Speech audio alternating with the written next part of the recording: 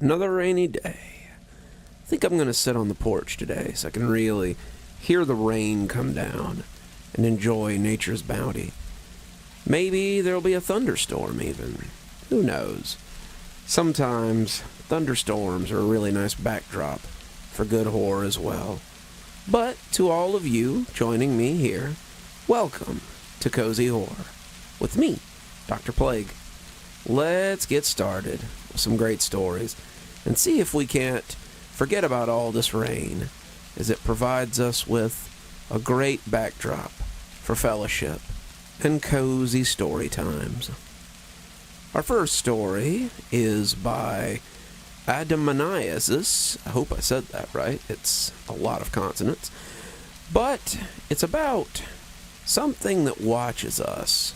Maybe a feeling of unsettledness on the back of our neck. So, just remember, if it sees you, don't flinch. I'd been watching Trailer Park Boys when my roommate Alex suddenly barged in through the front door, stumbling over himself as his neck craned to look behind him. I almost dropped my plate of oven-roasted chicken tenders, the Friday meal of kings.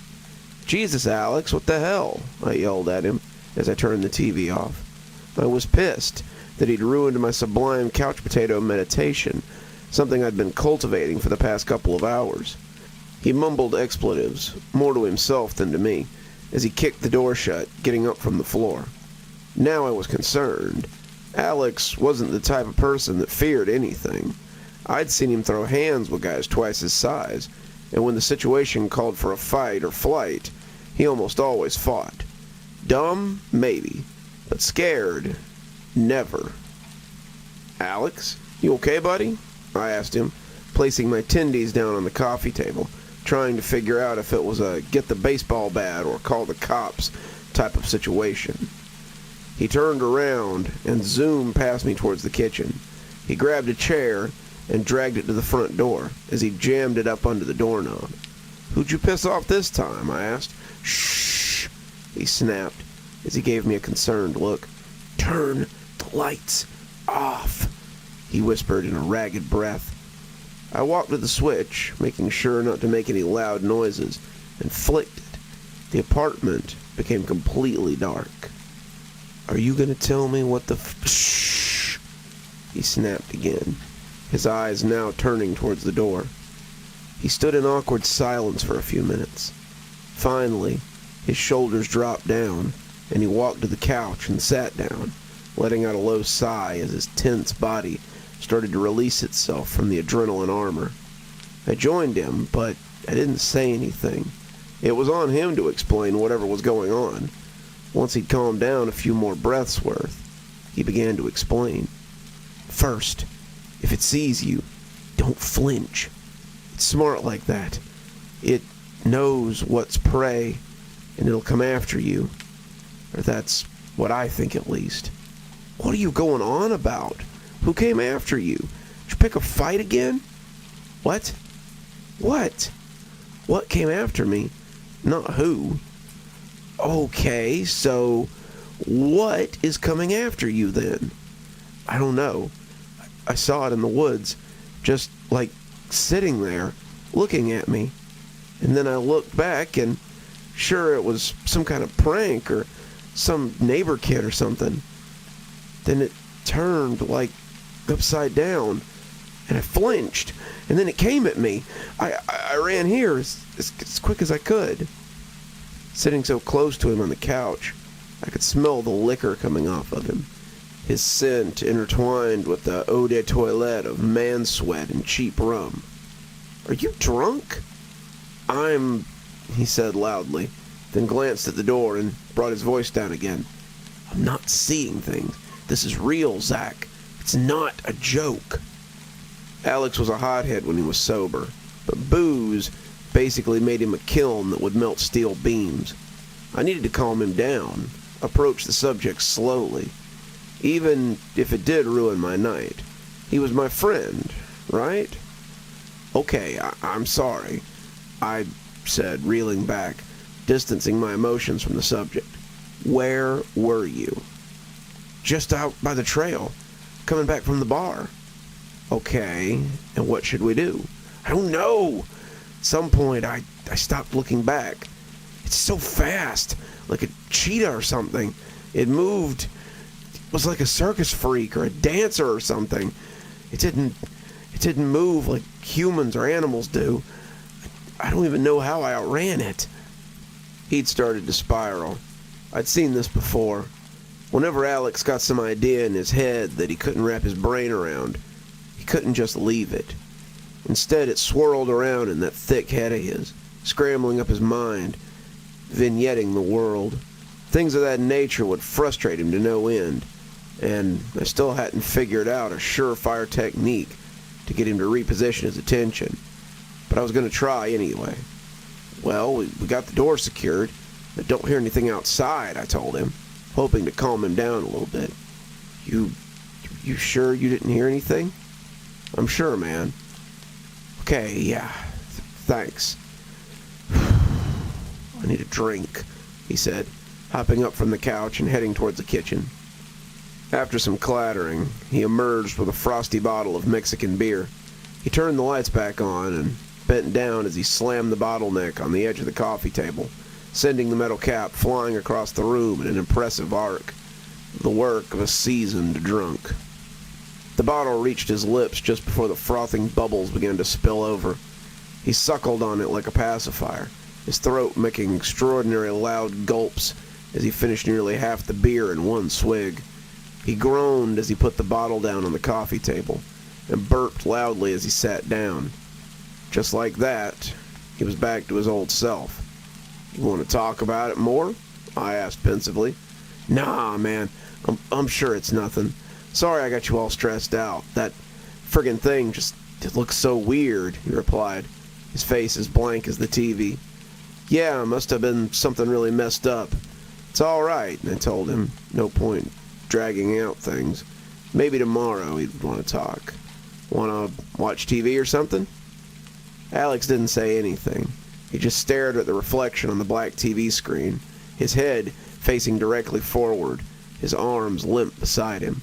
Alex? TV? I pestered, but there was no reply. I looked towards where his gaze had sank to see if he was staring at something in particular. At first glance, there was nothing at all. Not even a fly buzzed on the wall. But then, movement from somewhere. For a second, all I could process was that something flickered, changed shape in what I was seeing. But I was unable to piece together what it was. Then it clicked. It was on the TV screen, which reflected us sitting on the couch. Alex's head began to twist, like it was a clock. Except, instead of hands, it was his mouth and eyes and nose that shifted around, turning and turning, pulling his skin and flesh as bones cracked and tendons snapped inside his head. Then he stopped, and where his mouth used to be, there were two bloodshot eyes. Where his eyes used to be, there was a mouth, drooling spit and blood. I couldn't see or say whether he was smiling or smirking or frowning or all of the above.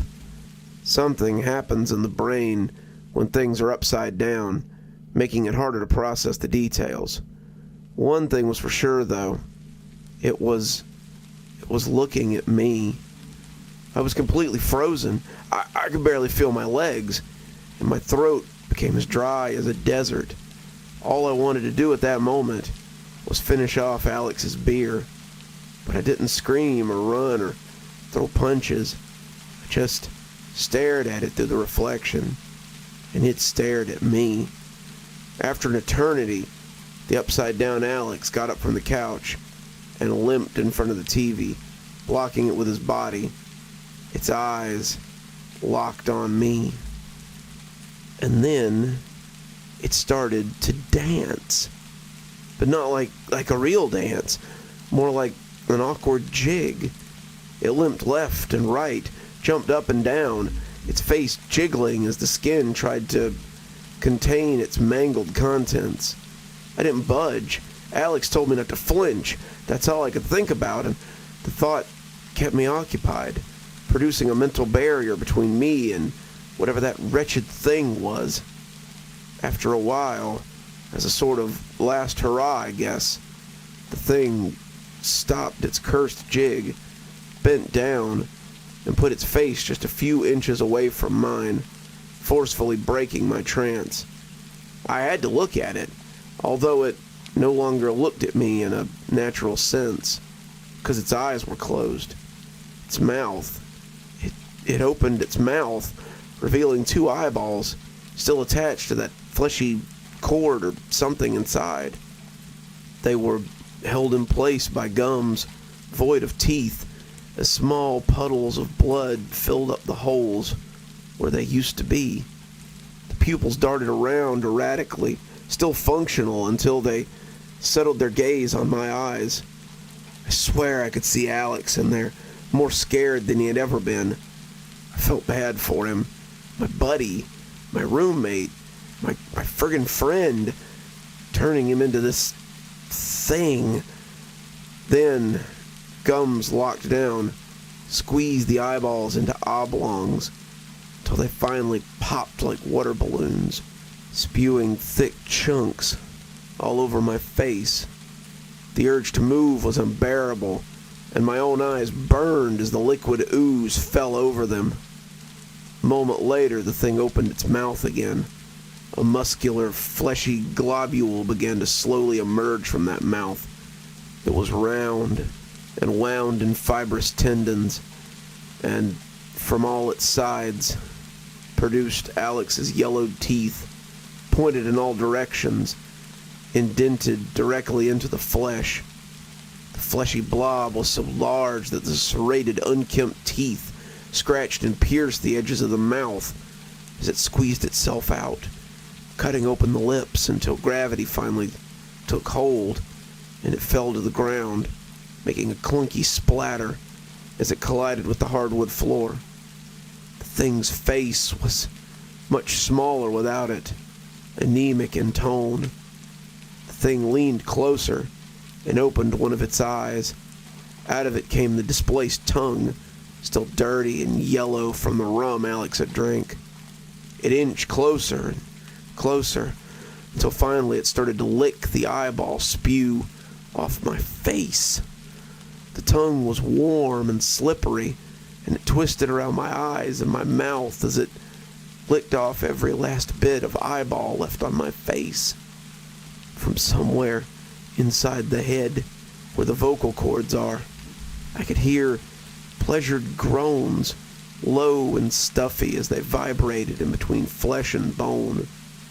When the thing finally backed away, I could feel a sticky film begin to coat my face as the spit began to dry. It tickled and irritated my skin, bothering me unimaginably hard.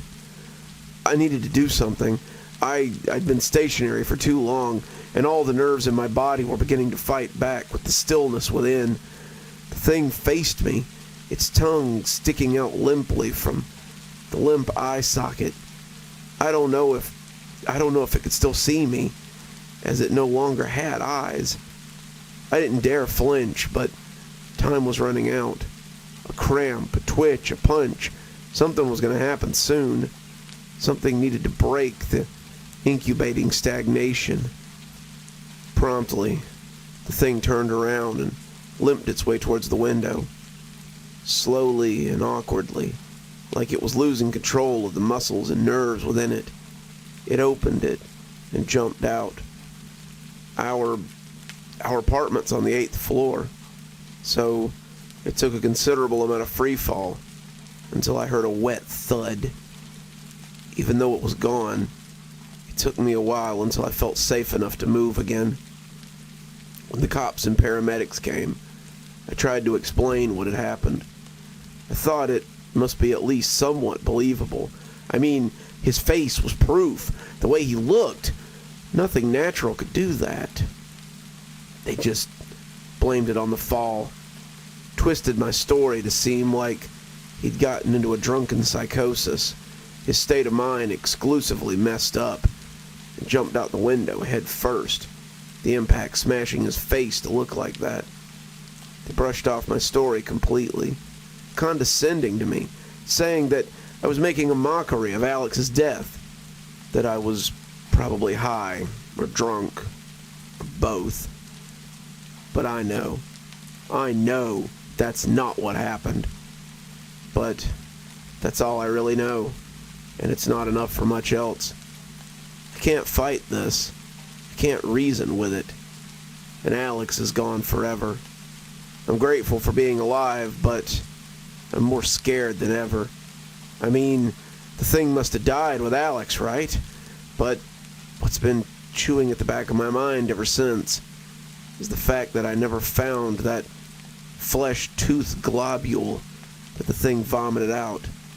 The paramedics and the cops said that they found nothing either, which they mostly used as evidence to disprove my story.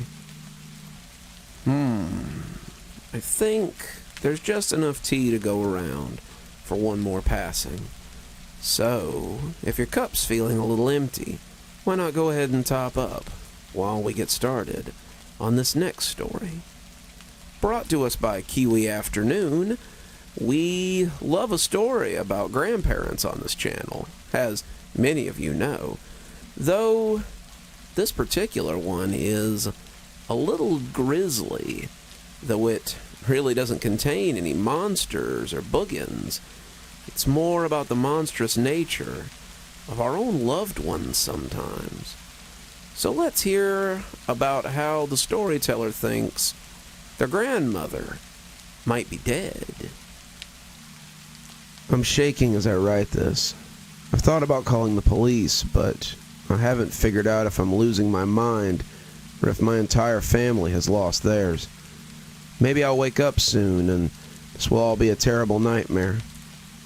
For context, I'm an only child and the only grandchild of my last living grandmother. A couple of weeks ago, while I was at work, I received a phone call from my mom informing me that my grandmother had fallen in her kitchen. Mom said that my Uncle Lou was with her and already in the ambulance. Paramedics suspected she had a fractured hip and somehow had sliced open her foot. She was sedated due to the pain, but was otherwise responsive and fine. I immediately asked if I should meet them at the hospital. My mom said, No, don't leave work. We'll update you once we know more. So, I waited. I love my grandma, but she's probably the most stubborn woman I've ever met. She has a home remedy for just about anything, and loathed seeing a doctor. So I was sure that she wouldn't be fun to deal with from the confines of a hospital bed. It doesn't help that Grandma absolutely refuses to use a walker or a cane, despite her debilitating age, and won't leave the house to live in a nursing home. 6 months ago, Uncle Lou moved in with her to help out. Not that he said it out loud, but I've always suspected he did it more for free rent, though. With nothing else to do, I sat at work, distracted, and waiting for a phone call from Mom with news. The call didn't come through until long after I'd gotten home and was brushing my teeth for bed. Apparently, Grandma was awake now and doing fine.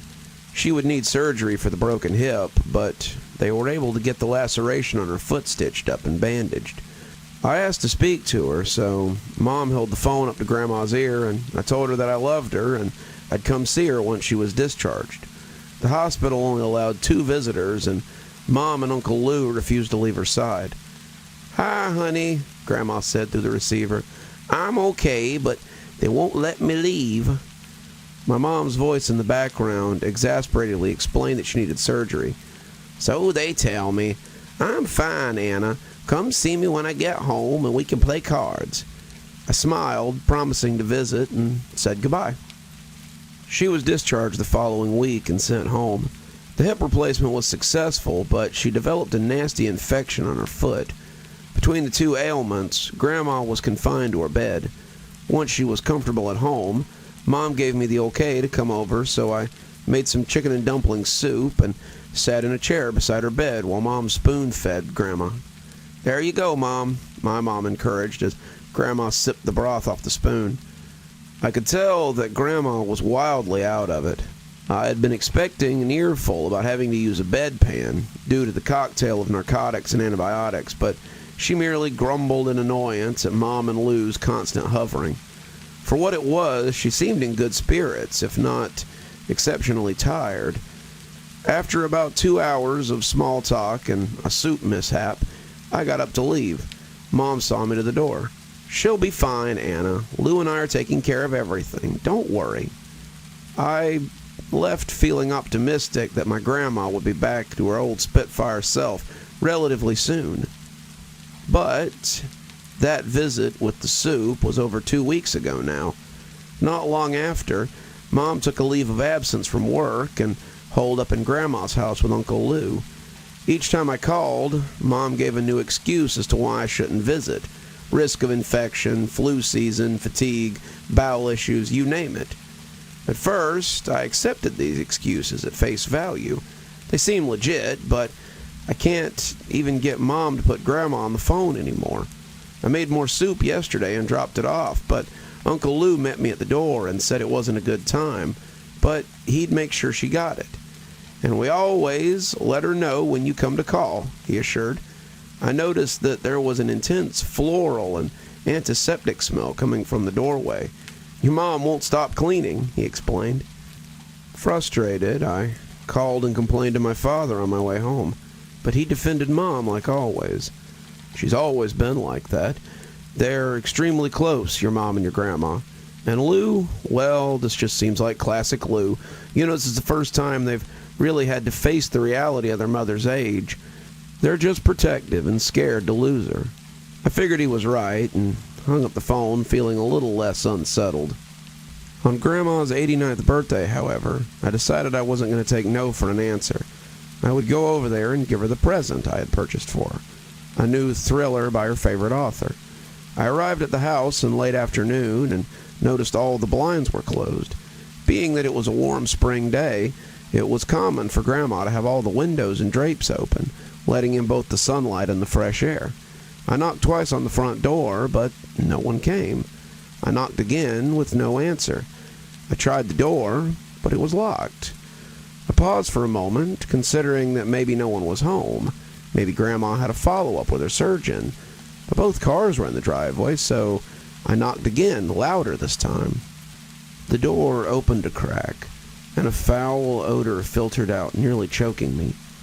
"Mom?" I exclaimed, when her face appeared on the other side of the door. "What's that smell?" Seeing it was only me, she opened the door another inch. The infection's gotten worse, but we're monitoring it." "Should I call an ambulance?" I asked in a panic, pulling my cell phone out. No, Ann," she quickly reassured me. We have it handled.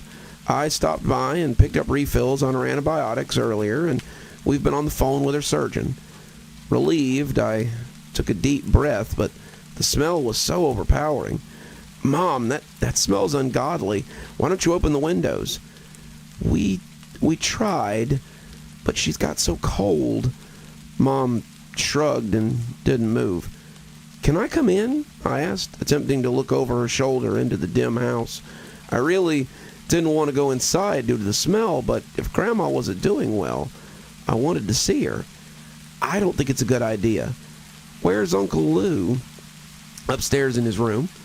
Her voice was reassuring, but the smell turned me aside.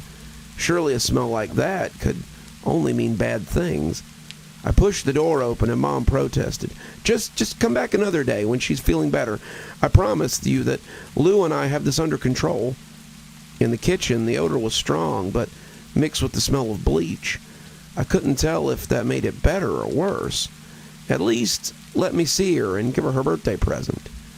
Mom looked down to see the wrapped gift in her hand. "Of course," she said. "Gosh, I'm sorry. I've been so preoccupied. I'm sure she'll love it." At that moment, Uncle Lou came trotting down the stairs and smiled at me. "Anna, Mom will be so happy you're here." I looked at my mother incredulously. She was staring at her feet. What was going on? Uncle Lou continued down the hall, and I could hear him as he opened the door to Grandma's bedroom. "Mom, you have a visitor for your birthday." The smell of the house was searing my nostrils, but I wasn't going to let Grandma know I was repulsed by it. Mom led me down the hall to Grandma's bedroom, instructing me along the way to put on a brave face.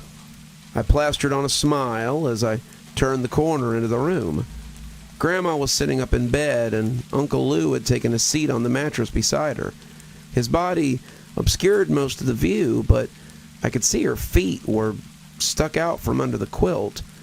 The toes on her right foot were black with crumbling toenails and festering sores.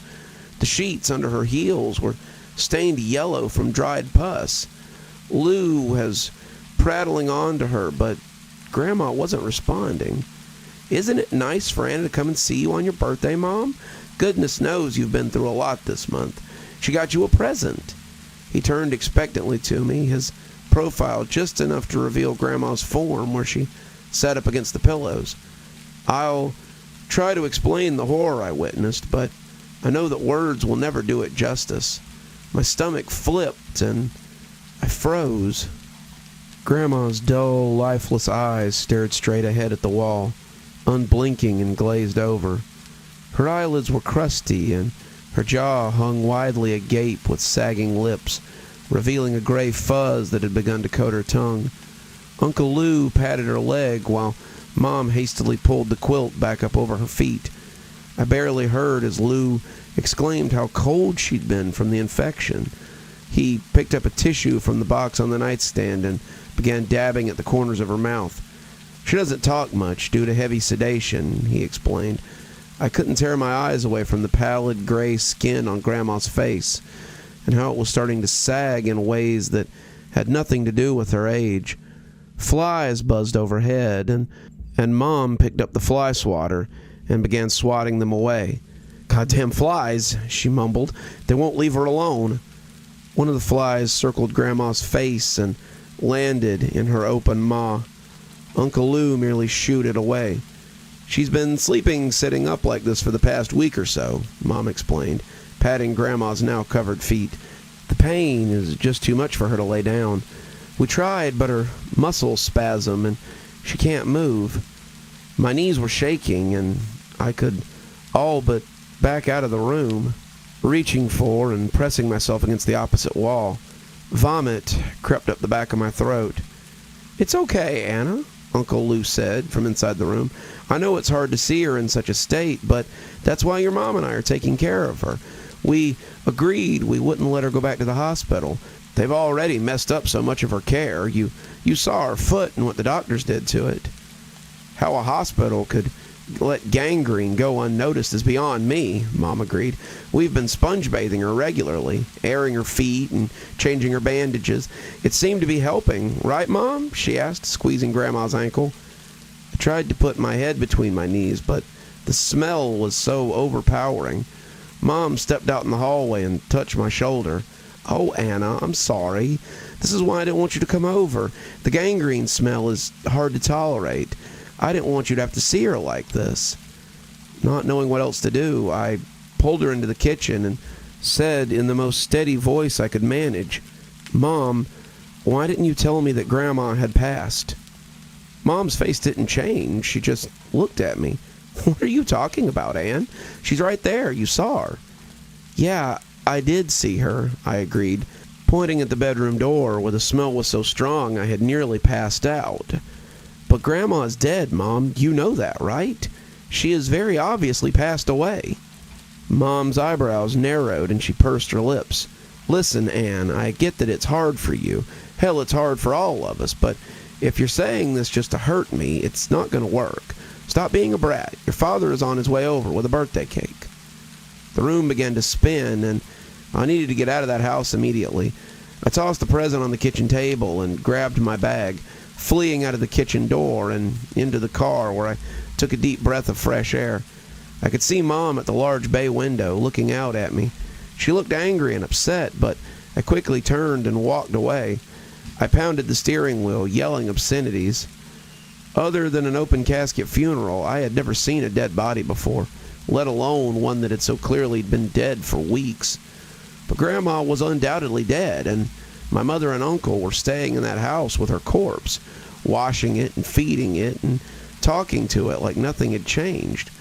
I threw open the car door and vomited all over Grandma's neglected shrubs. By the time the dry heaves kicked in, Dad's car pulled up in the driveway. "Hey, sweetheart," he said as he opened the car door, seeing me kneeling in the grass. "Are you all right? Your mom called and told me you were quite upset." "Dad, she's dead," I choked out at the house. "Who's dead?" he asked, his voice worried. "Grandma. Grandma's dead. Mom and Lou, they're just sitting in there with her body." "Anna, calm down. Your mom mentioned you were hysterical and talking nonsense." "Talking nonsense? What are you saying?" I choked out.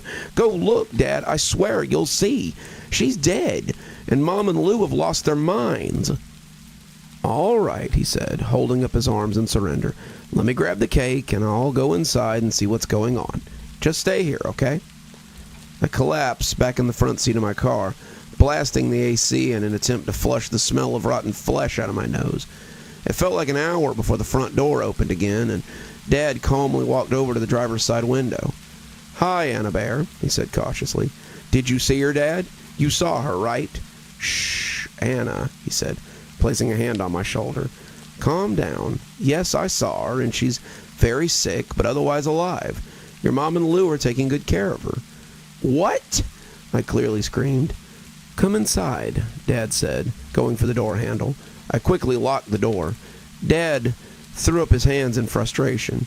"Just come inside, Anna. Uncle Lou is getting Grandma into her wheelchair, and we're all going to have some cake." He glanced up at the front window of the house. "Ah, see? There she is."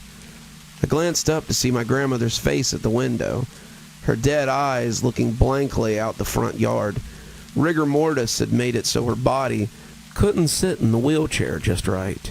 Even from a distance and through a pane of glass, I could see death in her eyes and the shocking gape of her mouth.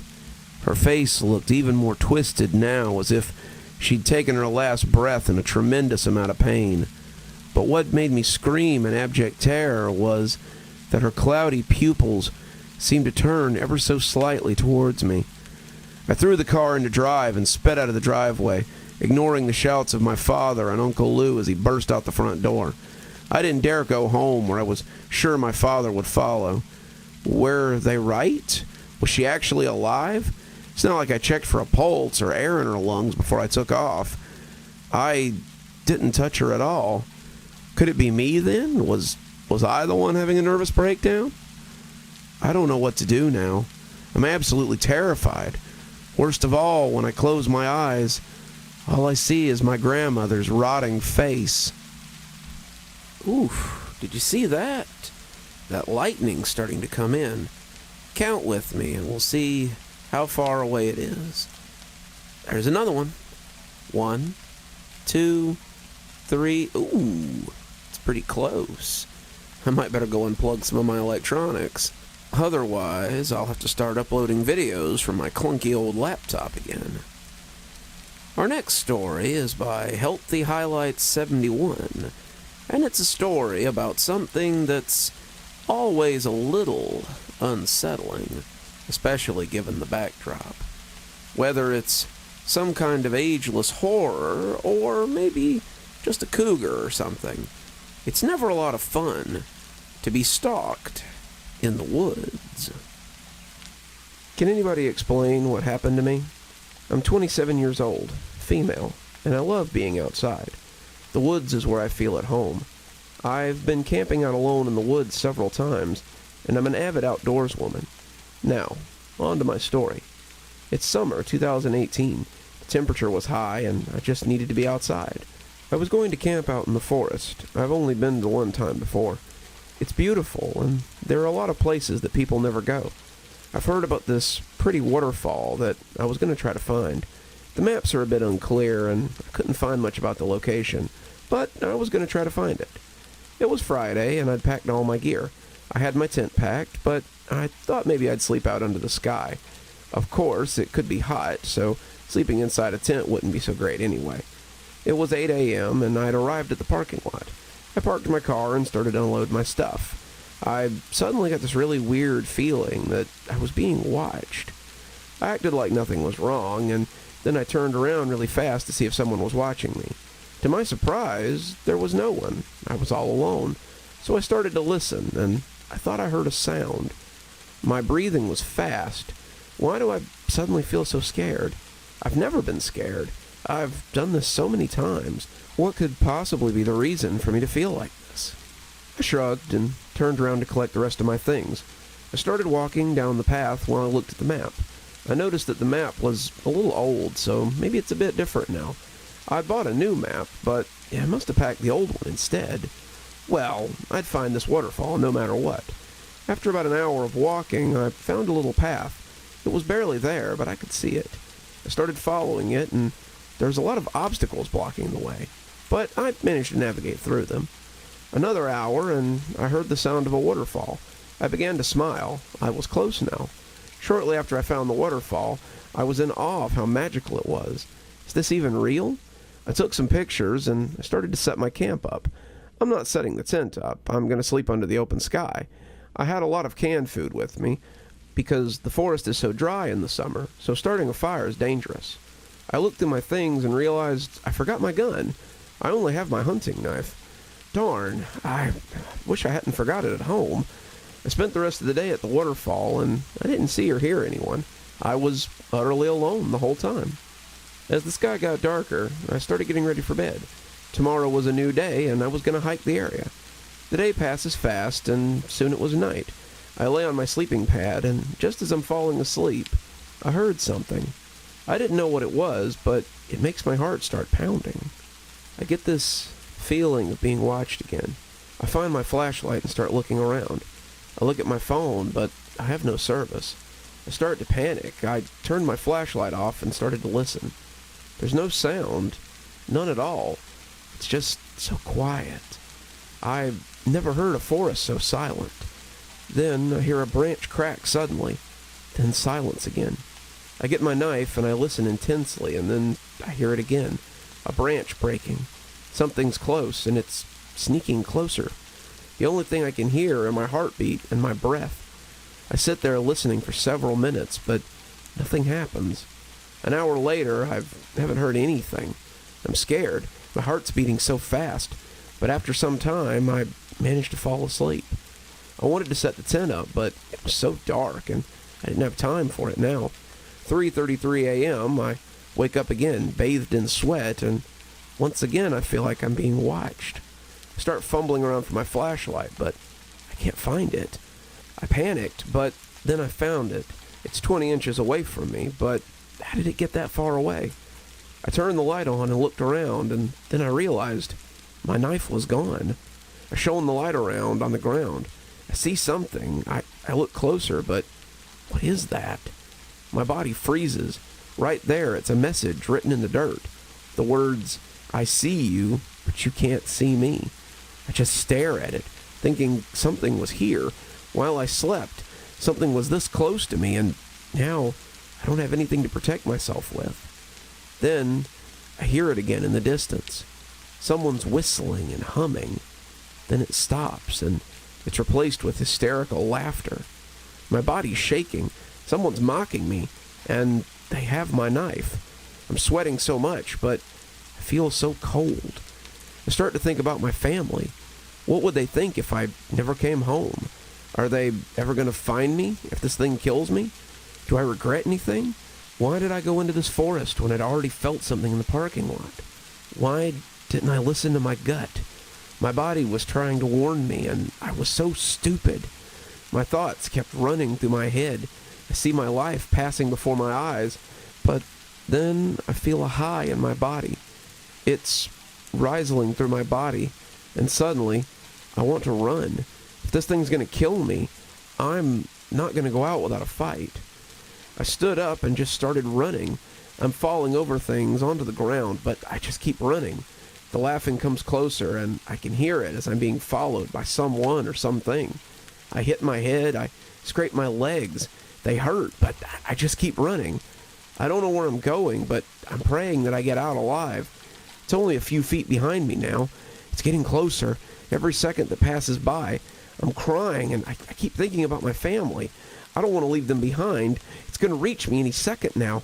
It's so close I can hear its breath. It's not laughing anymore. It's just breathing, heavy and slow, like it's not hard at all. If it wanted, it could just take me right now. But it doesn't touch me. It's right behind me, and I'm just running for my life. And then I tripped, and I fell on the ground. And as long as I was there, no more than a few seconds, I knew it was over. I was not going to survive this.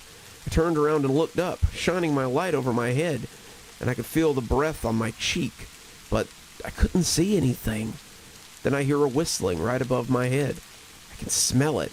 I'm gagging, and I'm crying, and I'm begging for my life. Then I blacked out. When I opened my eyes, the sun was rising. I'm bleeding from my legs and my head, but I was alive. I looked around, and I was alone, but I can hear a car. I must be close to the parking lot. I got up and started following the sound of the car. When I got to the road, I could see it coming towards me, and I flagged it down. It's a kind woman, and she stopped her car and asked if I was okay. I couldn't speak. I'm just crying, and then she asks me, "Are you Maria?" I look at her and just nod. How did she know my name? She asked if I was aware that I'd been missing for 7 days. I looked at her, confused. How can I have been missing for 7 days? I've only been in the woods since yesterday. She calls someone, and a police car comes, an ambulance too, and I'm put into the ambulance. I'm still not able to speak. They drive me to the hospital, but I'm physically okay. My dad walks in crying, and he's so happy to see me alive. This is real. I can't remember the last 6 days. What happened to me? How am I still alive? What did it do to me? I never got back to collect my things, and I never got an answer on what had happened that night. I'm never going into the forest again. I don't want to play with my second chance at life.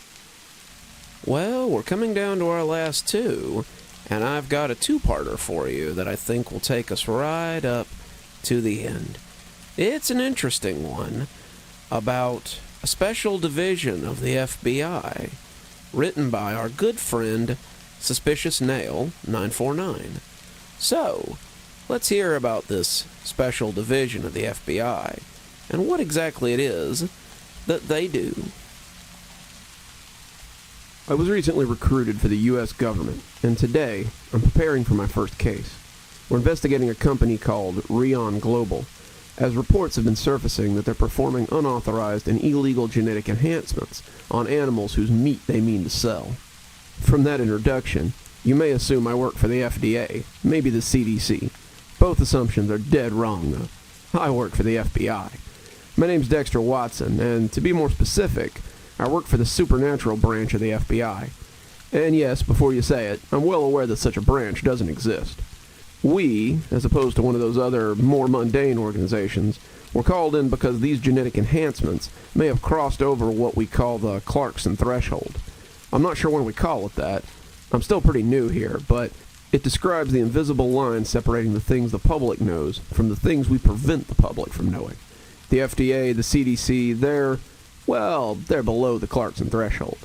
As I said, I'm still pretty new here, though. I was a junior in college last year when they recruited me. I was at Penn State on a football scholarship, the only way I could afford to attend college, and they had been putting me through a few tests that I didn't actually know were tests when they were happening, which was rather frightening to say the least. Regardless, I passed them all, and I was informed of my passing by an unmarked envelope. Also included in that letter was an offer. Meet them at a disclosed location for a job offer. It was as simple as that. There was no figure given, no description either. The only information at all was provided at the bottom, and it was a modified version of the FBI logo. It was like the normal logo, all except the red and white striped insignia on the front, where normally it's just blank. On this version, there are two things in front of it. There was a sort of oblong ovular shape running diagonally, and crossed with it was a large rectangle, with various sections of it jutting out to give it kind of a clunky look. No one's told me what either of them represent as of yet. If I'm being honest, I'm not really sure why I took the job. Maybe it was because I was tired of doing nothing with my life. Maybe it was the allure of a high-paying job with security. Or, hell, maybe it was because I wanted to help people. Whatever the reason, I met them at the location, and after hearing the details of the job, I accepted. 3 weeks of vigorous training and briefing later, I'm here, 2 days away from my first mission. It's a routine one to be sure, as while genetic enhancement sounds exciting and dangerous, they hardly ever turn out to be, at least so I'm told. They say we usually catch on to them before they get out of hand, as genetic engineering leaves a pretty obvious energy signature, at least when one knows where to look. I've been partnered with Scarlet Gill on this one, an agent who joined right around the same time I did, and as a result, we were together through the majority of our training. We spent quite a bit of time together as a result, but very little time is allowed for personal talk during the 3 introductory weeks. We're working out, drilling, joking together, and we'd even come to like each other a little, but neither of us has been allowed to know a thing about the other's personal life until the training was complete. We're together now, Scarlet and I, as we pass the night before the job. She's certainly nice and enjoyable enough to be around, but more importantly, she's loyal. The FBI seems to enjoy making us believe we're in life-threatening scenarios when, in fact, it's merely another drill, something we enjoy significantly less. But every time they have, Scarlet's had my back. "Penny for your thoughts?" she asked, noticing my introspective attitude and raising an eyebrow at me. "Afraid you wouldn't be getting your money's worth. It's just a little weird. These past 3 weeks have been kind of a whirlwind, and the most boring thing we've done is find out about this assignment." "I'm still holding out hope we're going to run into some kind of mutant chicken or something," she joked. "Maybe even a man-eating cow." Are we really lowering our standards for excitement to man-eating cows? I mean, even I wasn't that pessimistic. "Whatever," she said, rolling her eyes and leaning back in her chair. "I'm just ready to get out of this place, to see some people again. Maybe the CEO will be some cute single guy who just needs the right girl to get him back on track. Maybe I'll meet the man of my dreams on this mission." "Don't get your hopes up," I teased. "I mean, it's Maine. You can't expect Ben Affleck." "Oh," she asked, "and I assume that Jennifer Lopez is just waiting for you, right?" "Something like that," I said, nodding and laughing. We both joked, sharing some pre-mission banter, but in reality, there would be no matchmaking during this mission, and we both knew it. We would be arriving unannounced, and there was no telling how anyone at the company would react. Sure, it was just your average check-in to keep them honest, but what if they panicked? It wouldn't be the least unlikely thing that would happen. As the laughter trailed off into silence, Scarlet finally said, "We should probably get some sleep. It's a long drive to Maine." "Sure is," I agreed. Both of us being rookies on a routine mission, we hadn't been deemed important enough to garner a full flight. So, we were stuck driving one of the old clunky SUVs the Bureau kept, to the best of my knowledge, for the sole purpose of hazing. So, yawning a bit, I bid her good night, and we retreated to our respective bunks for the evening. March 20th. I'm not usually prone to nightmares, but I had one last night. I was in a forest, I think, and a faceless man stood in front of me. Behind him and to his left was a wild horse, bucking and neighing loudly. It was surrounded by thorns, and every time it reared back on its hind legs, it came down, impaling itself on them. To the right was Scarlet, bound at her hands and feet. I didn't know what was going on. I tried to ask him, but I found that I was frozen in place, unable to move or do anything as the faceless man looked down at me tauntingly. I woke up in a cold sweat an hour before my alarm set off, so I quietly showered, got dressed, and walked outside, allowing the brisk morning air to fill my lungs. It was always calming being out this early. It put it all in perspective. The assignment was just an assignment. My dream had just been a dream. The base we were at was tucked away in the White Mountains of New Hampshire, by far the most beautiful place I'd ever seen in my life. As the sun rose in the east, I leaned on a railing overlooking an immense horizon. Mountains dropped off beneath me, only to pick up in the forest that spread out below me. After what must have been miles of forest, the first rays that would eventually become the blazing ball of light that was the sun peeked out at me. I took a deep breath, then exhaled. I always wondered why they wasted such a great view on a military base. A voice from behind me surprised me, causing me to jump. I turned around and found Carmen Clay, my direct supervisor, who coincidentally had been promoted to her post at around the same time Scarlet and I arrived. She walked over to the railing and leaned on it as well, looking out across the horizon. So much natural beauty. Contrast is the stark coldness of the Bureau. It's two different worlds. I cleared my throat and agreed with her. She looked at me for a moment. "You have something that not a lot of people do, you know. You know how to talk yourself off a ledge, and that'll get you a long way in this department." "Thank you, ma'am." She gazed down at the forest for another moment before continuing. "A wise man once told me that for every one thing that goes right on a mission, 10 things are bound to go wrong by the time you're finished celebrating. Remember that." I let her words sink in as she returned to the main compound. At first, it just seemed like she was getting in on the fun of piling on the new guy, but that didn't at all fit with what I knew about her. There was more to what she was saying than just to poke fun at me. Scarlett was awake a half hour later, and a briefing followed not long after. The briefing was relatively short. We already knew most of the details. It was just some general information that hadn't been covered yet. Then we were off, just like that. There was no send-off, no hearty goodbyes. The briefing ended, and we were on our way. It was a 3-hour drive to the Rawson headquarters in Old Town, Maine, and I drove the first half, with Scarlett picking up the back end. The conversation remained light while it was alive, which wasn't the majority of the ride. But still, there was general optimism, and I could feel it as we drove. First, we passed the sign informing us we'd entered Maine, a milestone achievement very early on in the journey. Then we passed through Bethel, then Skowhegan, then Bangor, and finally, we saw the signs for Old Town. Our massive, bulky SUV stood out in the small town, even as we neared the center of industry that was Rawson headquarters. All the vehicles up here were small, either tiny sedans or, for the more wealthy people, little convertibles or sports cars.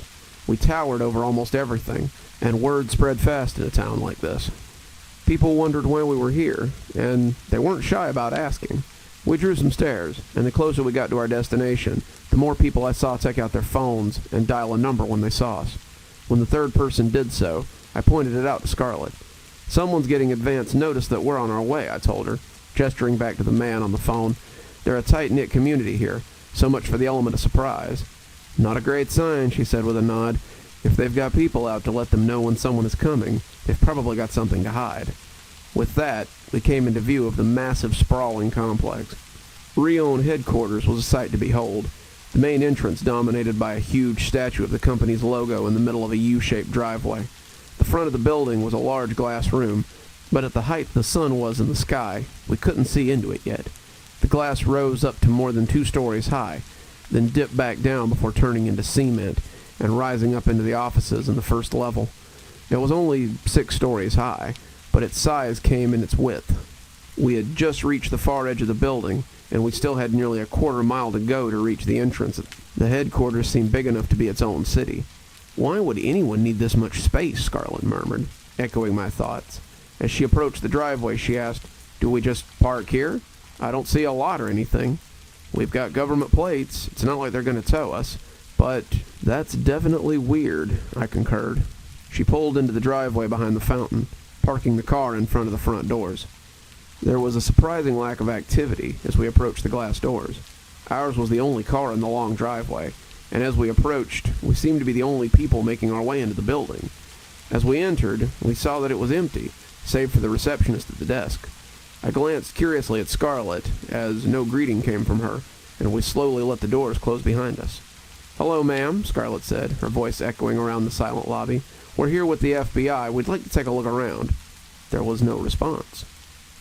It was a large lobby, and it took us some time to get closer after several more unsuccessful attempts at communication. Our footsteps on the tiles filled the otherwise empty room as we made our way towards the desk, and then, as details became clearer, it was obvious that something was off. The receptionist had a blank look on her face. She wasn't asleep, yet still she didn't reply.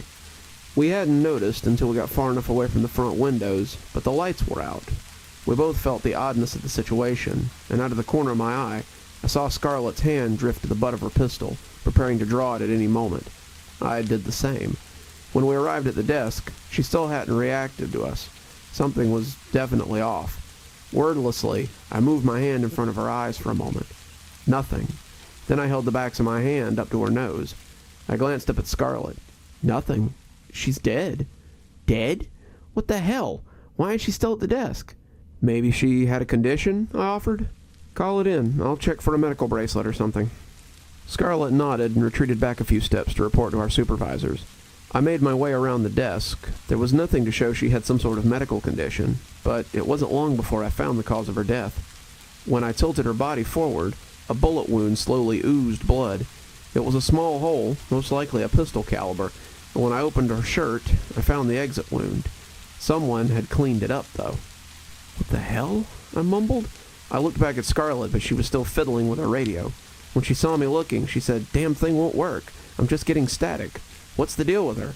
"She's dead," I replied. Looks like someone knew what they were doing. They cleaned up the front of it, so..." Then it clicked. We both came to it practically simultaneously. I vaulted over the desk, making for the door access to the long lobby, and as I did so, the metal safety grate began to slide down. Its gears ground loudly as it slowly began the process of cutting off our path to freedom. Starrlight had a head start, having already been on the other side of the desk, and she reached the door when the grate was still almost a foot off the ground. She pounded on the glass with her fist, but after that was unsuccessful, she slipped her gun out of her holster and fired it into the glass once, twice, 3 times. However, the bullets didn't penetrate. The glass was bulletproof.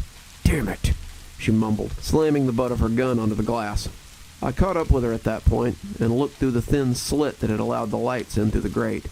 "What the hell's going on?" I breathed, shaking my head. "We're stuck in here," Starrlight said, and she looked around the lobby. For a moment, her words echoed faintly down the dark room, and we let it sink in, taking stock of our situation. Something was going on. Something that someone was willing to kill to keep under wraps. Whoever it was very wealthy and very intelligent. They had not only known to jam the radio frequencies, but had the means of doing it, and they were either in possession of power at the company or commanded enough respect to lead enough people to establish this lockdown. I had narrowed it down to either the CEO or a head scientist, with the CEO being the more likely of the two, but this was all in the first minute of having this knowledge. "So what now?" Starrlight asked, sliding her gun back into her holster. "There's only one thing we can do. Find out what they're trying to hide." "Are you crazy? This was supposed to be a routine checkup. We're not equipped to get in a gunfight. For all we know, a terrorist cell could have taken this place hostage, and they're armed to the teeth." I nodded. Outside assailants were a situation I hadn't thought of. "Well, what else would we do?" I asked. "If we want to escape this place, our only way is into the looking glass." "I don't like that metaphor," Starrlight noted. "But yeah, I suppose you're right. And if we're going into the deadly genetic engineering lab, we might as well do our job," I finished. She nodded. "So much for Ben Affleck and Jennifer Lopez," she muttered as we began to walk to the hallway that would take us to the rest of the building. The lobby was set up so that the receptionist would be able to have seen anybody attempting to enter the complex. There was no furniture, not even a potted plant, just cold white tile, and then the desk. Behind the desk were 2 doors, one on the left and one on the right, and we learned in the briefing that each led in a different direction. To the left was the business end of the headquarters, decisions, accounts, and computing occurrences. To the right was the science portion, laboratories, testing chambers. That took up the majority of the real estate there, and that was where we were heading. If an answer lay anywhere in this darkened house of death, we believed it would be there. So I took point, and we entered the looking glass. The lights were still out in the hallway, and it was nearly impossible to see. Starrlight pulled out her flashlight, the thin beam piercing through the darkness and lighting up a tiny area of the hall. It wasn't much, but it was better than pitch black. The suffocating darkness surrendered a little to help us piece together the mystery. For the most part, it was just a white, sterile hallway, without any form of decoration. Every so often, we'd see something that looked a little off. A dark smear on a wall, a fluorescent light casting that had been torn out of its original shell and smashed on the ground, but for the most part during the first hallway there was nothing. However, when we reached the end of it and arrived at a door, things began to ramp up. The door was the same material as the rest of the hallway, and had it not been cracked slightly open, it would have been highly likely that we wouldn't have even noticed it. Upon closer inspection, I saw that there was a thumbprint scanner on the right of it, and it must have utilized electronic locks, which would have gone out whenever the power did. "Do we go in?" Starrlight asked. "I mean, we're already gone this far," I replied. "What's the worst that can happen?" "Don't say that. You know that never ends well," she said. I rolled my eyes and pulled the door open further, allowing us to look in through the entryway. The room appeared to be a testing chamber for genetic engineering. About 10 feet in there was a glass wall with a heavily secured door in the center, leading to an airlock, and then to an area where the tests were performed. There was a table with straps on it, several cages in the corner, and then a chair with straps on it too. All were splattered in dark red. I groaned slightly at the sight, and then the smell hit me through the airlock. It hit me like a ton of bricks, and I kneeled over as I tried not to retch. The smell was putrid, and I thought there was no way I was going to make it any further. I was about to say something when Starrlight beat me to it. "What's wrong?" she said, pointing her pistol around the room to check for danger. "Are you okay?" You don't smell that?" I said, tears in my eyes as I mercifully became adjusted to the smell. "God, it's rancid." "Smell what? It's just blood." "There's something else. There must be a body in here or something." It's starting to fade, but you're telling me you can't smell that at all? No, she muttered. That's strange. Come on, let's see if we can find anything in here. I followed after her, figuring maybe the smell had dissipated by the time she got into the room, and not really seeing anything weird about it. The blood was dried, it looked like it had been there for days, and it covered virtually every surface. As I circled around, trying to find any semblance of a clue to what had happened, I spotted a camera in the top right corner. I was about to point it out to Starrlight when suddenly a noise from behind us caused us both to freeze. It was a scratching noise, like a small animal burrowing around. That was in the corner that we hadn't searched yet, of course, and it was obscured by the initial view by a small wall that cut off the glass viewing room, so we had no idea it was there. The scrabbling continued, noticeably muffled, and then there was an odd squish. The noise paused for a moment, and I slowly turned my head to lock eyes with Starrlight. The unspoken agreement was to turn and pump whatever was back there full of lead, and we held our breath for half a second. Then we whipped around the corner, firing round after round into it, the burst of light obscuring the dark corner from our view. After a few moments, I stopped, and she followed. I shined my flashlight into the corner and saw the bloodied, shredded, unrecognizable lump. Whatever had happened to it, it was long dead before we had gotten there. What the hell made that noise? She whispered. I didn't respond. We stood there in silence for a moment, neither of us wanting to be the one to volunteer to investigate the pulp. Fine, I guess I'll do it, I finally relented, reluctantly returning my gun to my holster. But you owe me one. She rolled her eyes, and I cautiously approached the lump that glistened sickeningly in the light of Starrlight's flashlight. Upon closer inspection, I could almost make out that it had been a human torso. However, it was destroyed. All the skin, at least the skin that would have been facing up, had been torn away, explaining the bloodied appearance. There was only one arm left, the left one, and it was tucked under the body until I pulled it out again. It was clenching something in its hand, a slip of paper, it appeared, and I attempted to pry it loose. Hurry up, Starrlight urged. I think I heard something out in the hall. That's just your imagination, I replied, tugging on the paper. It was wedged tightly, and the person must have had an iron grip. Then, just as the paper slid free, something burst out of its back. I stumbled backwards, crying out as the thing leapt at me. What is it? Starrlight exclaimed, her attention having been focused on the entrance to the hallway. As I recovered from my initial shock, I realized the tiny ball of fur was just that. Tiny. It looked like a rat, a decently sized one for sure, but there was something wrong with it. I didn't have much experience with rats, but the way it walked, the dull look in its dead little eyes, something was off. You big baby, Starrlight teased, helping me up after she picked the rat off of me and tossed it into the corner. What, you scared of a little rat? Something's wrong here, I said. I don't like it. Starrlight glanced around at the carnage. Really? You have a team of monkeys working around the clock on that one? The rat, it wasn't normal, I said, ignoring her sarcasm. This place, why is it covered in blood? That was a human body. What happened to it? Then I heard what Starrlight must have heard earlier. There was a sound of someone, or something, pounding on metal. 3 dull thuds, then a hollow groan permeated down the hallway. Is that... Yeah, she returned in an equally low tone. Whatever it is, it's between us and the exit. Wordlessly, I drew my gun again, nodding at the door, and we cautiously crept back towards the hallway, out of the testing chamber. As we left, the rat scurried off behind us, startling us a little. With that, we set off. The unspoken agreement seemed to be that if whatever had made that sound earlier did it again, we would be going to investigate. Chances are, we would be spending an undesirable amount of time with it anyway. I figured, why not get acquainted with it? Obviously, I wasn't keen on meeting the thing, and I only wanted to do it if the opportunity arose. I was kind of hoping internally that we wouldn't run across it. However, as it often does, my hopes were unfounded. Before we'd even reached the halfway point, a terrified shriek came from the door we had just passed. Then, before we could react, something slammed into the glass porthole at the top of the door. I jumped back, training my pistol on that 8-inch circle of glass as whatever it was dragged across the clear surface, smearing what looked like blood across it. I held a finger to my lips as Starrlight glanced at me, and she nodded. There was no movement for a moment, so I slowly approached the door and reached for the knob. Whatever was behind the door let out a mighty roar and then slammed its head into the window. I must have jumped a mile at the noise, and I quickly regained my wits, aiming my gun back at the small viewing port into the room.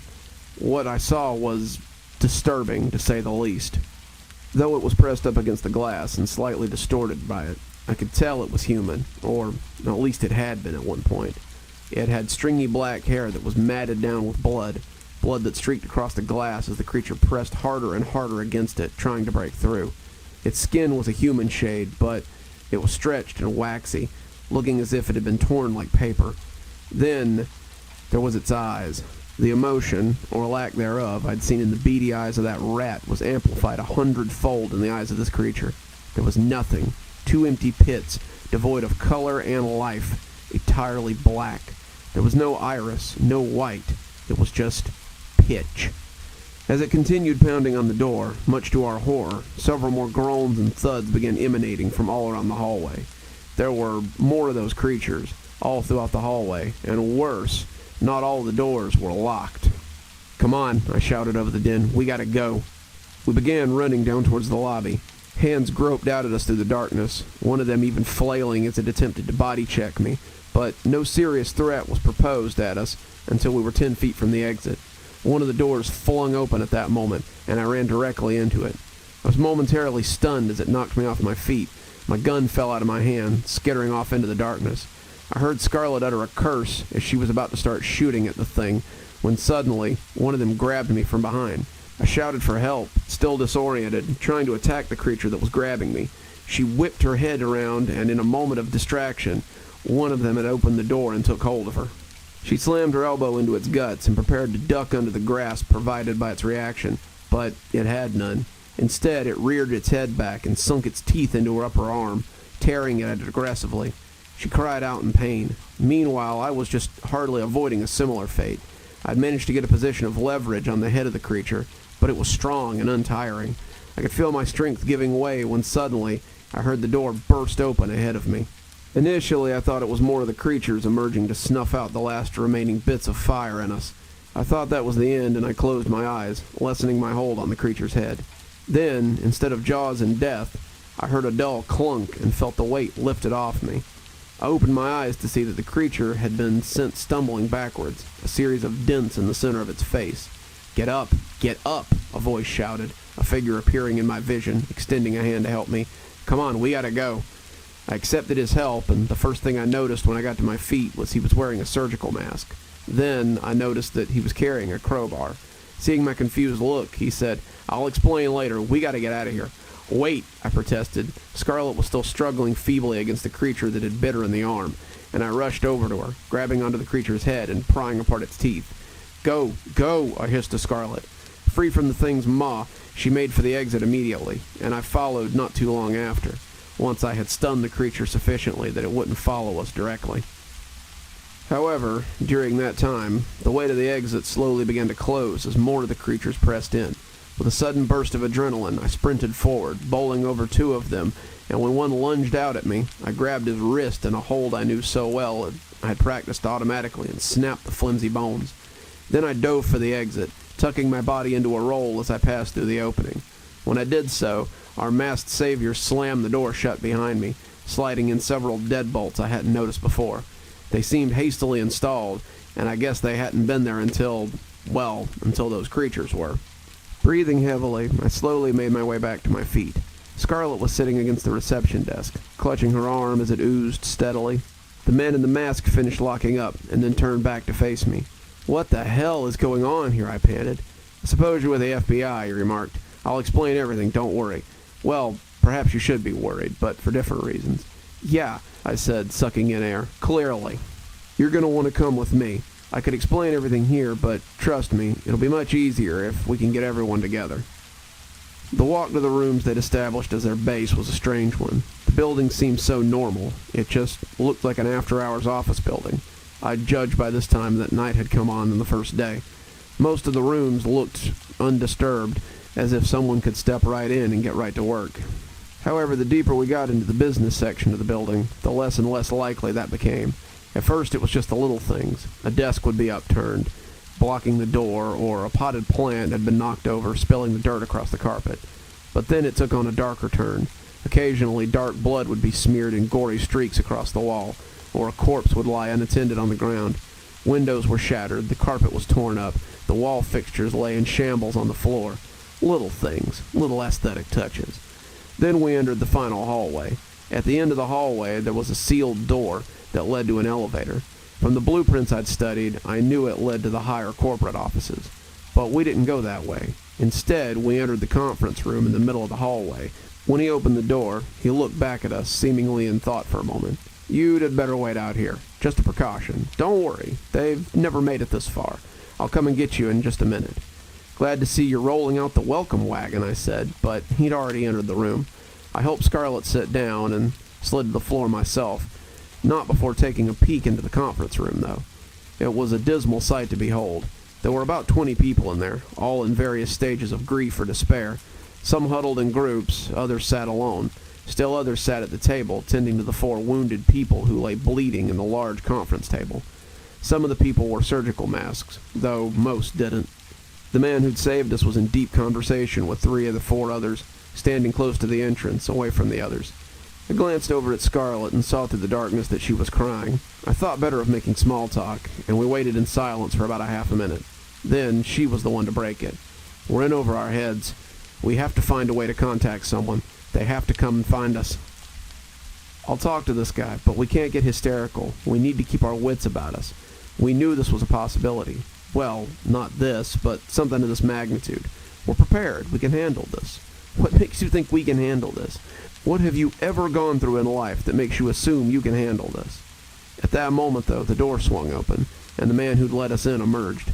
I was grateful for the distraction, since I truly had no answers. "All right," he said, "I owe you an explanation.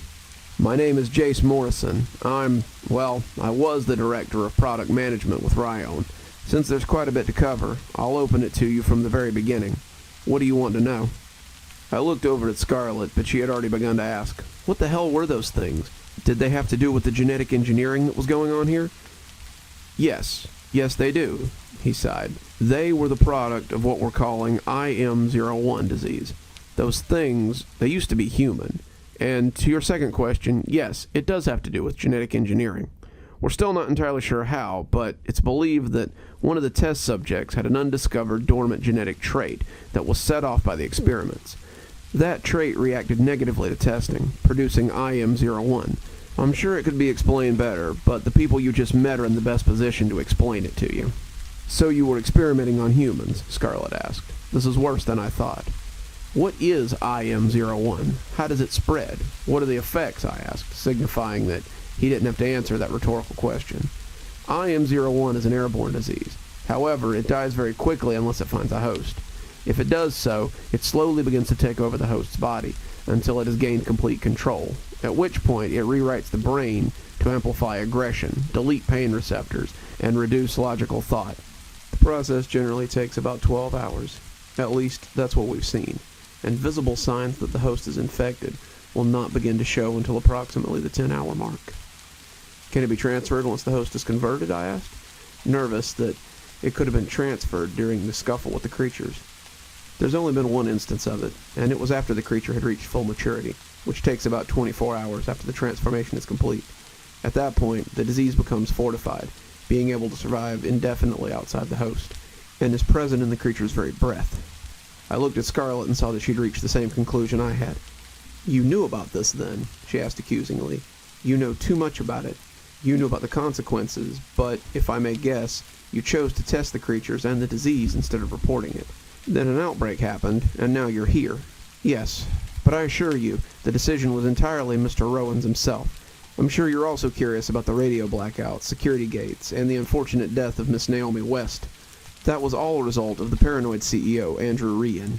He was the one that ordered the genetic research in the first place. And when he did so, he installed several measures that would ensure the headquarters could become entirely self-sustained in the event that such an event did occur. He had since separated himself from us. He locked himself in the corporate suites, where he just so happens to have full control over all the security measures, at least the ones he can power with the backup generator. However, before he or those loyal to him retreated, he knew that he was going to have to deal with the inspectors, such as yourself. So he shot Naomi. He cleaned up the wound and propped her up in the chair so that you would approach, giving him sufficient time to activate the security gate and the frequency jammer. He's entirely delusional. His goal is to wait out the death of every single living thing in the building, and then to continue with operations as normal. There is nothing we can do. We cannot put our lives above that of the entirety of humanity's, as if If we were to make an escape attempt, the risk would be too great that the IMM-01 would follow us, and I'm sure I don't need to explain the consequences of that. We've managed to secure all the creatures we know of in the experimental hallway. There are certainly a few that continue to roam unabated. Now, we currently don't have a method of determining if a subject is or isn't infected, so if you two would spend the night in another office, perhaps? Oh, sure, of course, I said. I mean, is there anything you can do about her arm? I think the bleeding stopped, but an infection would probably be deadly. He held his breath helplessly. We have no medical supplies. If you've already stopped the bleeding, that's about as much as can be done. Starrlight nodded grimly, and without another word, he left, returning to the conference room. She looked over to me as the doors closed. You still think we're ready for this? It's worse than we thought, I said, repeating her sentiment from earlier. You know how we're going to get out of here, though, right? She asked. I grinned weakly, looking down the hall at the sealed metal door. I sure do. Despite her pessimism, she had retained that calculating mind that helped her so much during training, and we remained on the same page. Come on, help me up, she said. I'm not sleeping out here. Let's find a nice office or something. The information having lifted our spirits, if only slightly, I lifted her up and walked her around for a few minutes before finding a suitable office. Then, as I helped her to lie down on a rather plush couch, she paused, looking curiously into my eyes. What? Then the curiosity turned to fear. Give me your flashlight, she ordered. What's wrong? I asked. Just give it to me, she exclaimed, and I hastily retrieved it, handing it over to her. She clicked it on, then shone it into my eyes. Gah! I exclaimed, shielding my eyes as the sudden burst of light blinded me. What's that for? Put that thing away. Show me your eyes, she demanded, and I opened them, squinting into the harsh light. Dexter, your eyes, she trailed off. What's wrong with my eyes? What's going on? They're black, she replied. What do you... I began, and then the realization hit me. Scarlet slowly propped herself up on her good arm and inched back away from me. Stay back, she said, a look of fear in her eyes.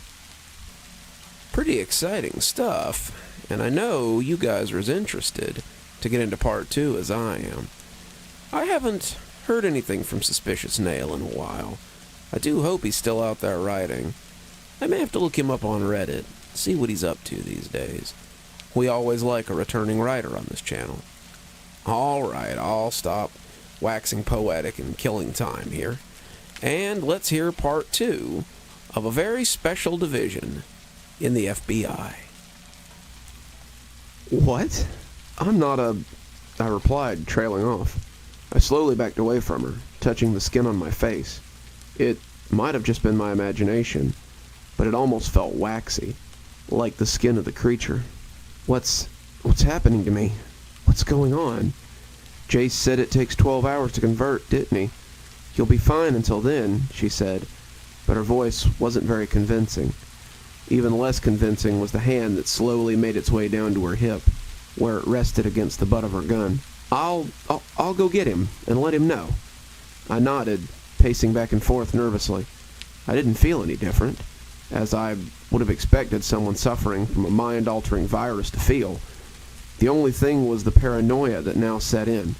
Would the creature still attack me? Or would they accept me as one of their own? The darkness was suffocating.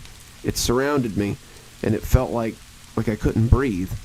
I was disoriented and panicking. What could I do? What was there to do? If I allowed myself to become one of those creatures, would I kill Scarlet? The seconds until she was back with Jace felt like hours, but she finally came back and explained the situation.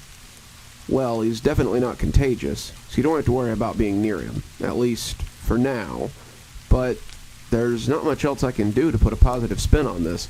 We have no idea what a cure might look like, and even if we did, there'd be no way to make it unless we somehow had all the ingredients here in this building. God, how could I have forgotten about the eyes? When did I get it, I asked. How come Scarlet doesn't have it? Did you ever smell something really pungent? Something that smelled so bad it almost made you throw up? Jace returned my question with one of his own. Probably around the testing chamber, if you'd gone that far. Yeah, I said, recalling the smell. Right when we walked in. It faded after a bit, though. What happened? That was it. The virus has a distinct smell, and once you smell it, there's some time to escape, but if you adjust to the smell, then by that time it's already gotten inside you. But how come Scarlet didn't get it? Did all the virus go into me? Jace glanced at Starrlight without saying anything. Then he gasped, "Wait, did you smell it?" "No way," she replied. Jace leapt up in the air with a shout, pumping his fist. "Thank Jesus, there's hope." "What? What is it?" Starrlight asked. "You're immune," he replied, grabbing her by the shoulders. "When the scientists were testing it, they of course accounted for immunity. They said something about how the scent of the virus was impactful, that an early sign of immunity might be an inability to sense it. Him getting affected while you didn't. It seems highly likely that you have some kind of immunity." "Really? That's incredible," she said. "Can we use it to help Dexter?" Jace let out a long exhale. "There may be a way. It'll be hard, and if it were just for you, I wouldn't do it." "So generous," Starrlight muttered. "That sounds harsh, I know, but it involves us taking back the corporate office, and that means getting out." "What's in the corporate office?" I asked. "The head scientist. She wasn't in with Raelyn, not completely, but Raelyn took her by force in the event that a scientist was needed. Her name is Julia Russell. She has access to the early tests of the cure. None of them were successful, but given the proper antibodies, I was told they could have worked." "So the antibodies might be in my blood?" Starrlight asked. "Exactly, but we're working against the clock here. We've got 8, maybe 9 hours, and then it'll be too late. The cure won't work once Dex has already turned." "Don't suppose you have a plan, do you?" I asked, and for the first time a smile crept across my face. "I was hoping you'd ask," Jace said. March 21st. The plan was relatively simple, in theory at least. Starrlight and I would crawl into the upper floors through the ceiling.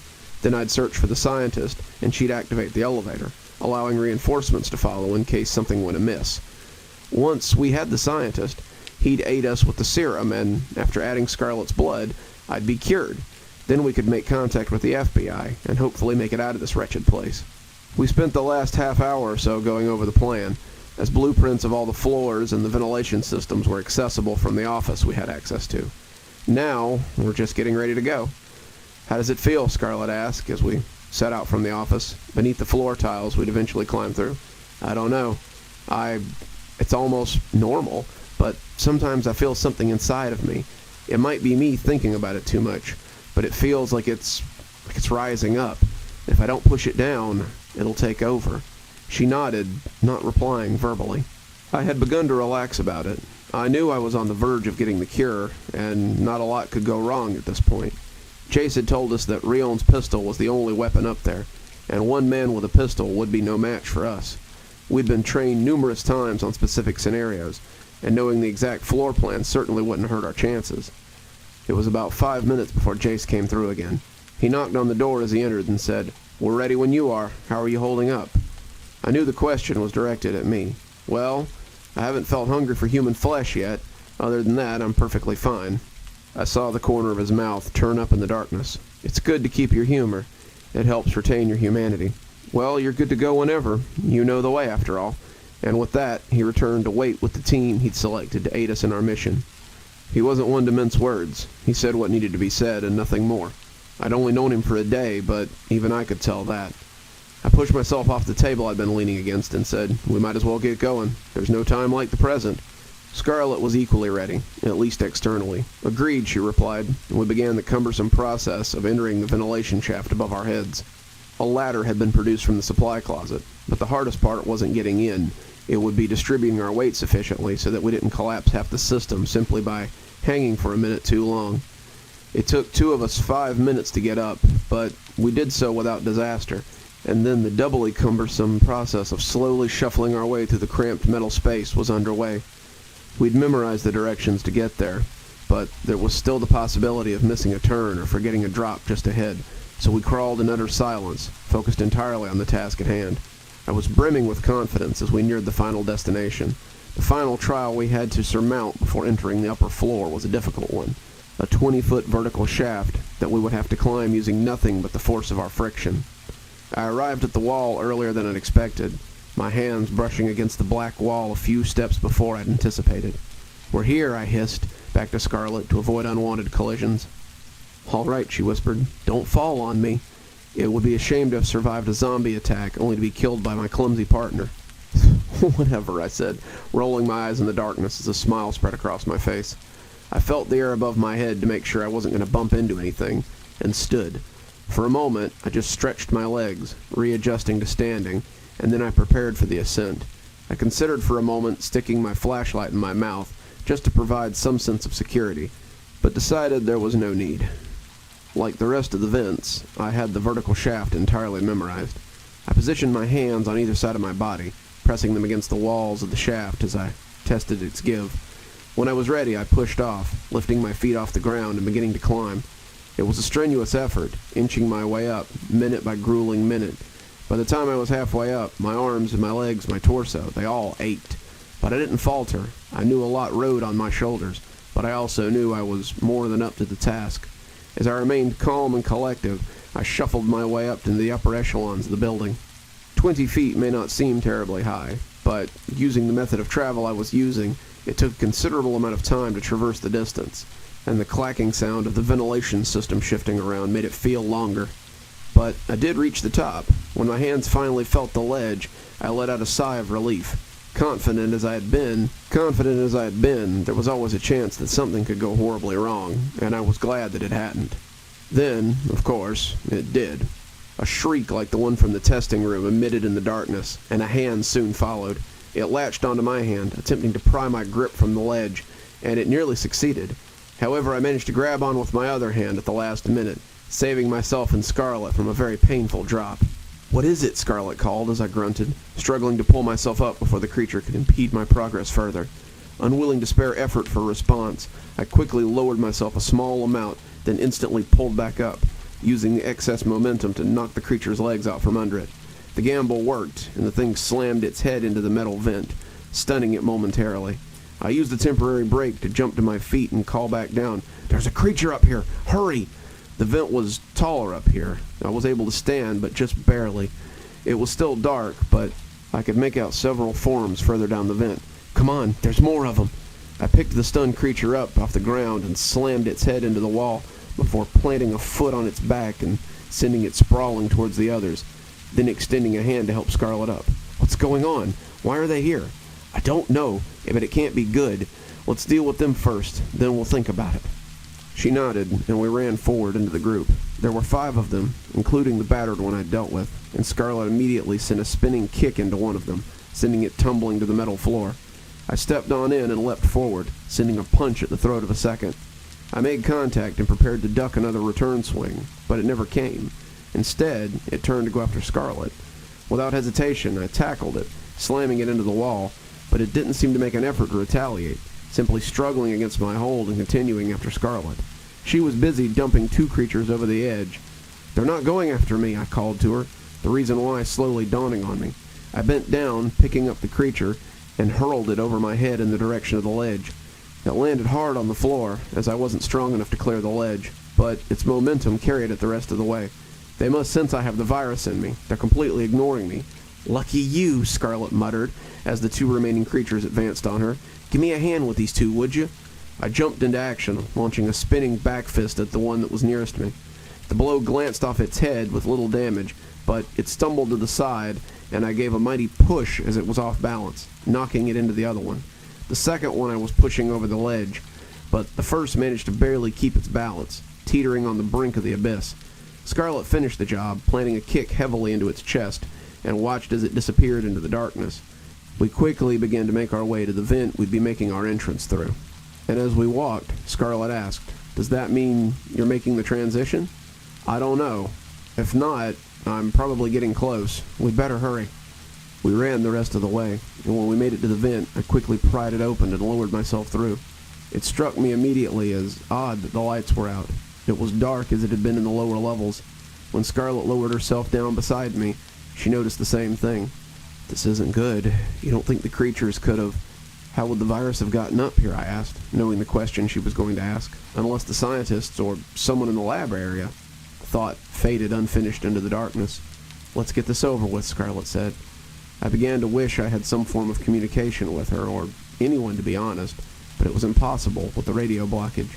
Before I could think twice about it, though, she was gone, and I was alone in the dark hallway.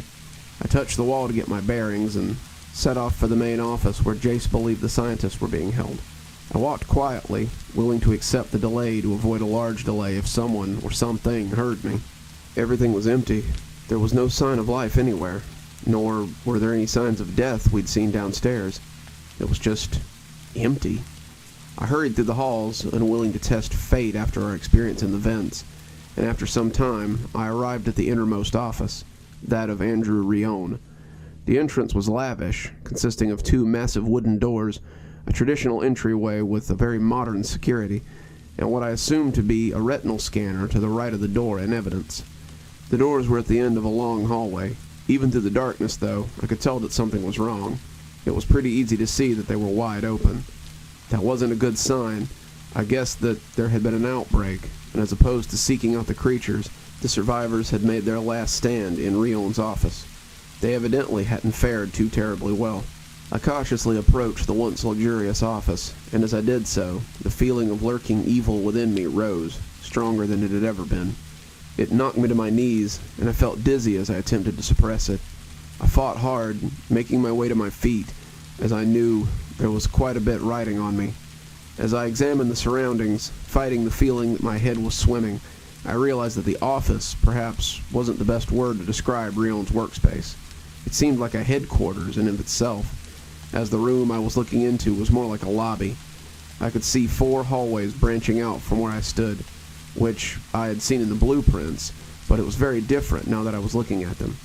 All of this, just for one man. A mental picture of him was beginning to form, and it wasn't someone I thought I could get along with very well. Regardless, I followed Jace's instructions down the middle hallway. This also happened to be where the multiple blood trails seemed to be leading. I was about 10 steps down the hallway when I heard the first clunk. It came from somewhere ahead, and I froze, but nothing followed it. I knew I could do nothing but push on and hopefully be prepared for whatever arrived. There were several doors on either side of me, but I ignored them. Not only were they utterly empty, but my goal was in the deepest parts of the office. Jace had assumed, apparently correctly, that they would have tried to put as much space between themselves and the initial outbreak as possible, and that they would be tucked away in the deepest recesses of his office. When I finally did come across it, unlike the rest of the offices, it wasn't very luxurious. Just 2 plain doors. There were several corpses scattered about, but I knew I was running out of time, so I didn't waste any of it on them. I tried the handle, and it was unlocked, but when I pushed, the door wouldn't budge. I paused for a moment, considering my options. Then I stepped back, ready to kick it down. However, before I could, one of the doors flung open, revealing a woman in a tattered white lab coat who was pointing a gun at me. "Who the hell are you, and why didn't they attack you?" she asked. "What? I'm an FBI agent. Before I could finish my explanation, a massive surge of darkness rose up, nearly blotting out my vision. I once again fell over, but this time I couldn't stand up. "You're infected, aren't you?" she said, brandishing the gun at me. "I don't have the cure. I wish I did, but the formula is incomplete. If I had the cure, do you think we'd still all be here right now?" "Don't shoot," I groaned. We have the missing piece. My partner, she's immune. Go inside. Get a dose ready. She'll be here any minute." The virus racked my body, and I began to convulse violently. Then my rational brain lost control. I remember vague images from that time. The scientist slamming the door shut. I imagine she barricaded them after, then various flashes of hallway, and the other creatures as I wandered around the darkened floor. I didn't go too far from where I'd left, and the next thing I remember was Starrlight running down the hallway. The creature that I had become joined the crowd that followed her, and she fired several times at us, one of her bullets clipping me on the leg. Thankfully, it incapacitated me. Otherwise, I might have persisted, and something bad could have happened to one of us. The creature crawled for some time, but I eventually gave up. The next thing I remember was the lights turning on. The creature must have an aversion to light, because it felt incredibly painful. The creature cowered there on the carpet. Then with a jolt, I returned to consciousness. "Gah!" I shouted, sitting bolt upright as a sharp pain in my arm brought me back to reality. The events of the day quickly coming back to me. I looked down at my hands and saw that the gray was quickly fading. That's when I felt my cheeks, and the skin was warm and smooth. I looked around, Scarlet smiling, seeing the color returning to my eyes. "It's over. We made it." "Thank God." I was getting a little worried there for a minute, I groaned. "What the hell happened?" "They had shut down the power. I couldn't activate the elevator, so I decided to come back to you. But when I got here, it was just Dr. Russell. She explained what had happened with you, so she took some of my blood and got the cure ready. But then there was the matter of finding you, and in the dark, with who knows how many other creatures out there, it took a lot to find you. So we fought our way to the control room, turned the power back on, and while we were at it, we disabled the frequency jammer on the radios for backup. And from there, it was only a matter of time before we found you. As circulation returned to my body, I made my way to my feet with the help of Scarlet. All right, so what happened up there? Why were the creatures here, and how did they get in the vents? The virus is respiratory, something I tried to explain to Dr. Raelyn, but he refused to acknowledge it. Dr. Russell stepped in. As soon as the first ventilation cycle started, it made its way from down there to up here. Several of them began to transform. I barricaded myself in the inner office with doses of the cure ready. I mean, I really didn't have much else to do other than wait, and that's what I did. So where's Raelyn now? Scarlet asked. He's gonna have to answer for all this. I don't know, Dr. Russell shrugged. I haven't seen him since the outbreak up here began.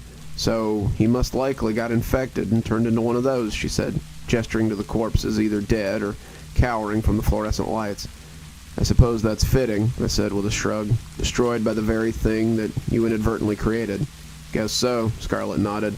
So, how far out is backup? I asked. I can't be the only one getting sick of walking on carpeted floors. They should be getting here any minute. Advanced teams are getting flown in, and it sounds like Clay is with one of them. Clay? What does she want? I asked. Don't let her hear you talking like that. She's still our superior. But my guess would be that we're both in line for a promotion. The thought was comforting, a sensation that felt almost unfamiliar after the past day, and the minutes until they arrived flew by. The helicopters landed on the roof, and agents in hazmat suits entered through the rooftop entrance. Once we explained that we'd been cured, and that the airborne form of the virus would most likely remain dormant for several more hours until the creatures up there reached maturity, Scarlet helped me up the ladder, and several medics attended to the bullet in my leg. It was such a flurry of activity, agents hurrying around and scientists yelling at them to be more careful, but I had been put on some minor painkillers as the medics fixed my leg, so I was oblivious to most of it. Once things started to settle down, Scarlet came over to sit by me. They're going to burn it to the ground, she said. They talked to Jace, since it seems like the company is going to him, and he thinks that it's the best thing to do. There's no board or anything. Raelyn owned the entirety of the company, so it's all up to him now. That's good, I replied. He deserves it. I'd only known him for that day, but if that was how he handled an outbreak of zombie virus, running a company should be light work for him. Well, that's mission number 1 in the books. I have to say that it's not my definition of routine. I might check out the benefits we got from that, she mused. Early retirement is a serious option for me. I laughed, but quickly regained my composure as a woman approached us. I recognized her immediately as Carmen Clay, and when I did my best attempt at snapping to attention, she held up a hand. At ease, Agent. You've done enough today. Thanks, ma'am, I replied. Well, if my ears are correct, I heard the words retirement getting tossed around here, she said, turning to Scarlet. I do hope a little mission like that won't be enough to scare off a fantastic pairing like you. I was just joking, ma'am, Scarlet replied. Although, I wouldn't say no to some time off. Of course, Clay nodded. In all seriousness, this was an incredibly strenuous, dangerous, and difficult mission. I could name a dozen veterans here who wouldn't be able to handle it, and I want you both to know how proud I am of your efforts. Thank you, Scarlet said. Also, I want to let you know what the scientists calculated. If you hadn't contacted us, there was an 87% chance that the virus would have made it out of the building, and from there, a 63% chance that it would have survived the first day. If it survived that first day, it would have become airborne, and in that scenario, there would be a 3% chance that we would be able to stop it. The world is in your debt, though they may never know it. My jaw dropped at the numbers. That's bad, ma'am. I'm glad we were able to do our job. So are we all. You two, you make an excellent team. You remind me a lot of myself and my former partner. I think you're going to have great careers with the Bureau. Thank you, said Scarlet. That means a lot, ma'am. Well, you'd best be leaving now, Clay told us. I'm giving both of you paid time off. Go somewhere nice. Enjoy yourselves. We assured her we would, and Scarlet helped me into the waiting helicopter. As we flew off towards the nearby base, the sun was just beginning to rise in the east. To those who have never experienced a sunrise from a helicopter, I must recommend it. It's beautiful. And with that, my first mission with the Supernatural Division of the FBI came to a close.